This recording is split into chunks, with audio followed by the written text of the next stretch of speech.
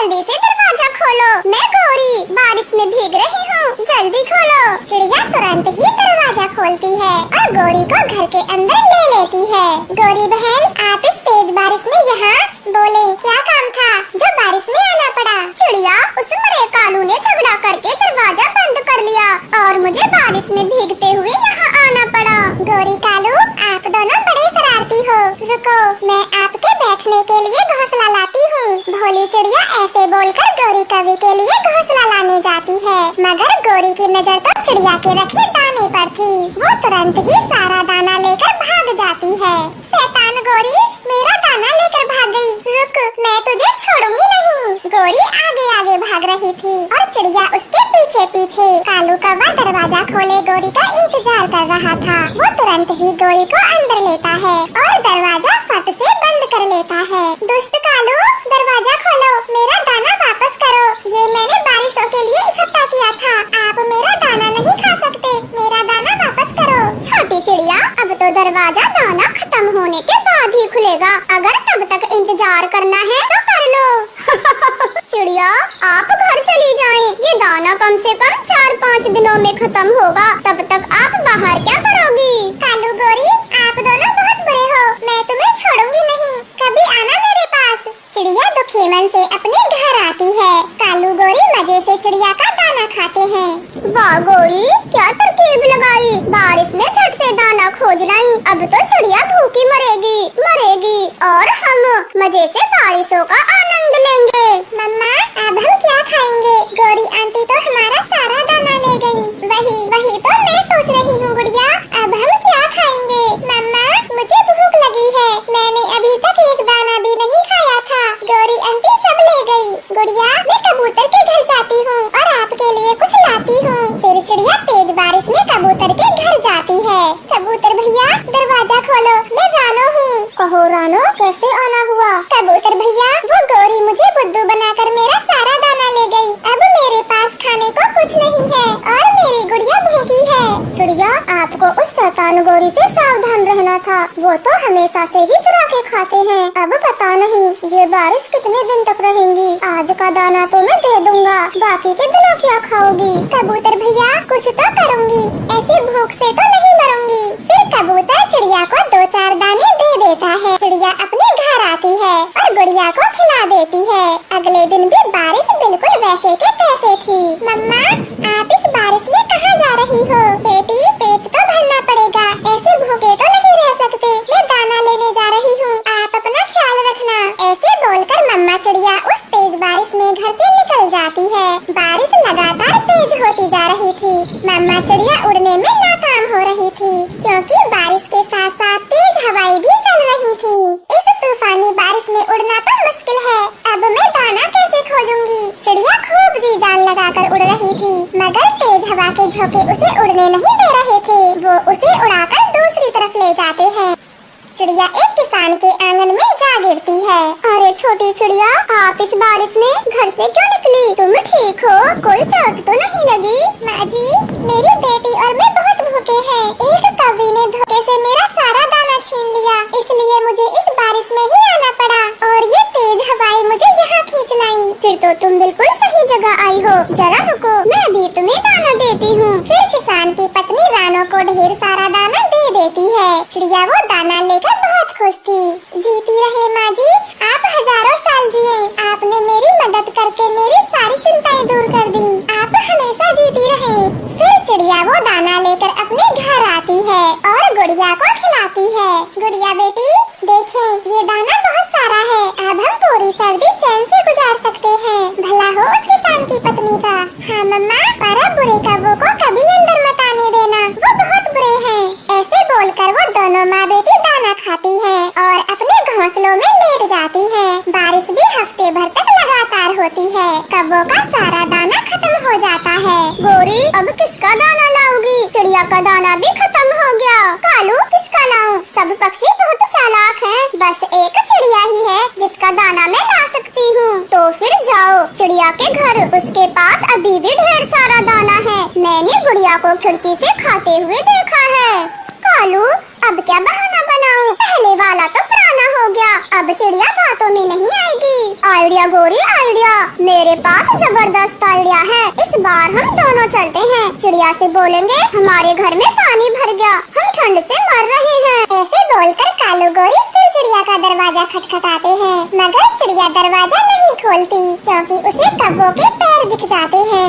वो दोनों खूब दरवाजा बजाते हैं और हार कर चिड़िया की खिड़की पर आते हैं। चिड़िया बहन प्लीज दरवाजा खोलो, हमारे घर में पानी भर गया है, हमारी मदद करो, हम ठंड से मर जाएंगे। हाँ तो मर जाओ, मुझे क्या बताते हो, आप वही हो जो मेरा दाना लेकर भागे थे। मैं दरवाजा नहीं खोलूंगी। चिड़िया बहन प्लीज घर में बुला लो, इस बार हम ऐसा कुछ नहीं करेंगे। सच में हमारे घर में पानी भरा है, छत टूट गई। कालू गोरी आप जाते हो या खिड़की भी बंद करूं? मैं अपनी खिड़की ही लगाती हूँ। कालू ये छोटी चिड़िया बहुत चालाक होगी है, अब चले घर, बारिश में भीगने से कुछ नहीं होगा। वो दोनों वहाँ से लौट आते हैं, मगर उन्हें तो अपने घर का दरवाजा भी बंद मिलता है। वो खिड़की से देखते हैं तो वहाँ दो चील बैठे हुए थे। मर गए गोरी, मर गए, घर भी लुट गया, अब हम कहाँ जाएंगे? अंदर चील बैठे हैं, अगर गए तो वो हमें खा जाएंगे। ना कालू ऐसी गलती न करना, घर में नहीं जाएंगे, चाहे कुछ भी हो, वो जरूर भूखे होंगे, हमें खा जाएंगे। ऐसे उन बुरे कौवों का घर भी लुट जाता है और चिड़िया का दाना भी नहीं मिलता। इस तरह से उन्हें बारिश में पूरी रात जागकर बितानी पड़ती है। आपका धन्यवाद। अरे रानो, अब तो तेरी बेटी काफी बड़ी हो गई है, इसका नाम किसी स्कूल में लिखवा दे। मैम साहब आप बहुत अच्छी बातें करती हो, लेकिन एक काम वाले की बेटी कोई अफसर नहीं बन सकती। इसे पढ़ लिख कर क्या करना है? एक बाई की बेटी तो बाई से ज्यादा कुछ नहीं बन सकेगी। एक चांटा लगाऊंगी मैं तुझे अगर फिर से ऐसी बातें की तो। तू क्या चाहती है तेरी बेटी दूसरों के घरों में बर्तन साफ करे? अरे पगली, इसे पढ़ा तभी तो ये बड़ी होकर कुछ बन पाएगी। मैम साहब चाहती तो मैं भी यही हूँ, लेकिन स्कूल वाले खर्चा बहुत बताते हैं। मेरे पास इतने रुपए कहाँ हैं जो मैं उसे पढ़ा सकूं? तू पैसों की चिंता मत कर, मेरा एक जानकार है, वो स्कूल में पढ़ाता है, मैं उससे बोलकर तेरी बेटी की फीस कम करा दूंगी। मैम साहब आपका बहुत बहुत शुक्रिया, आप हम गरीबों के बारे में कितना सोचती हैं। फिर रानो चिड़िया अपनी बेटी को लेकर मैम साहब के साथ स्कूल के प्रिंसिपल से बात करती है। मिसेज गुप्ता जी, आप हमारे स्कूल में बैठो बैठो, बताओ कैसे आना हुआ? मैं इस बच्चे के एडमिशन के लिए आई हूँ और ये रानो है, इसकी माँ मेरे घर में काम करती है बेचारी। हाँ क्यों नहीं, हम बच्चों को ही पढ़ाते हैं, एडमिशन कैसे नहीं करेंगे? दरअसल ये बहुत गरीब है, लेकिन इसकी बेटी बहुत होशियार है, अगर ये आपके स्कूल में पढ़ेगी तो आपके स्कूल का नाम रोशन करेगी। तो आप ये कहना चाहती हो हम इस बच्चे को बिना फीस लिए ही पढ़ा दें? देखिए हमारे भी टीचर्स हैं, उनको सैलरी देनी पड़ती है, आपका ये काम नहीं हो पाएगा। नहीं प्रिंसिपल साहब जी, मैं आपके स्कूल में कोई काम कर लूंगी, लेकिन कृपया कर मेरी बेटी को दाखिला दे दें, वो पढ़ना चाहती है। रानो की ये बात सुनकर प्रिंसिपल खुश हो जाता है, वो गुड़िया का एडमिशन कर लेता है। फिर वो सब स्कूल से बाहर आती है। मैम साहब अब मेरी गुड़िया पढ़ पाएगी। गुड़िया बेटी मन लगा कर पढ़ाई करना, मम्मा बहुत मेहनती है। और रानो कल से तुम पहले स्कूल आओगी, फिर उसके बाद मेरे घर आ जाया करना। ऐसे बातें कर दोनों माँ बेटी अपने घर चली जाती हैं। दूसरे दिन दोनों माँ बेटी जल्दी उठकर स्कूल पहुँच जाती हैं। गुड़िया आज आपका स्कूल में पहला दिन है, कोई शरारत ना करना। ठीक है माँ, आज आपका भी पहला दिन है। फिर गुड़िया अपनी क्लास में चली जाती है। मम्मा चिड़िया अपनी बेटी की बात पर हंस रही थी, वो साफ सफाई में लग जाती है। धीरे धीरे दिन बीतते गए, गुड़िया बहुत होशियार थी, ये देखकर बाकी के स्टूडेंट गुड़िया से जलने लगे थे और उसका सबके सामने मजाक बनाते। पता नहीं जब से ये काम वाली की बेटी स्कूल में आई है तब से इसी की प्रशंसा करते हैं सब टीचर जी, हमें तो बस डांट मिलती है। मैंने सुना है इसकी मम्मा इसी स्कूल में काम करती है। मैंने तो देखा भी है, वो सारे टॉयलेट साफ करती है, इसके टिफिन का कोई खाना मत खाना, टॉयलेट साफ करने वाली की बेटी। ये बात तो मुझे पता नहीं थी, अब देखो मैं कैसे उस गुड़िया की बच्ची को अच्छा सबक सिखाऊंगा। वो सब ऐसे बातें कर रहे थे, तभी घंटी बजती है, सभी बच्चे अपना अपना टिफिन खोलते हैं, तभी जग्गू कौवा बोलता है, छी इस गुड़िया के डब्बे से कितनी बदबू आ रही है। जग्गू कौवे आप झूठ क्या बोलते हो, मेरे टिफिन से कोई गंदी बू नहीं आ रही, गंदे तो तुम्हारे दांत हैं, उनमें से ही आती है बदबू। दोस्तों गुड़िया की मम्मा स्कूल के टॉयलेट साफ करती है और उन्हीं पंखों से खाना बनाती है, तो बदबू तो आएगी ही ना। छी, मुझे बहुत एलर्जी है गंदगी से। गुड़िया तुम अपना बैग उठाओ और पीछे की सीट पर बैठो। मैं टॉयलेट साफ करने वाले की बेटी के साथ नहीं बैठ सकता। जग्गू का वाजा बहुत शरारती बच्चा था। वो गुड़िया का बैग उठाकर पीछे फेंक देता है। गुड़िया रोने लगती है। उसे रोते देख सभी बच्चे जोर जोर से हंस रहे थे, मगर गुड़िया कुछ नहीं कहती। चाहे ये सब मेरा कितना भी मजाक बना ले, लेकिन मुझे कोई फर्क नहीं पड़ता। मुझे सिर्फ अपनी पढ़ाई करनी है, नहीं किसी से मतलब। गुड़िया घर जाकर अपनी किताबें लेकर बैठ जाती है। वो पढ़ने लिखने में होशियार थी। अब हर दिन ही बच्चे गुड़िया को परेशान करते। अगर वो गलती से आगे वाली सीट पर बैठ जाती तो सारे बच्चे उसका बैग पीछे फेंक देते। धीरे धीरे समय गुजरता गया। अब गुड़िया ने 5वीं कक्षा पास कर ली थी और वो थोड़ा बड़ी भी हो चुकी थी। मैम साहब, आज गुड़िया ने 5वीं कक्षा पास की है, वो भी अच्छे नंबरों से। मैंने बोला था ना, तेरी बेटी पढ़ने लिखने में बहुत होशियार है। तुम देख लेना, वो एक दिन बड़ी अफसर भी जरूर बनेगी। बस कैसे भी करके उसकी पढ़ाई को बीच में ना रोकना।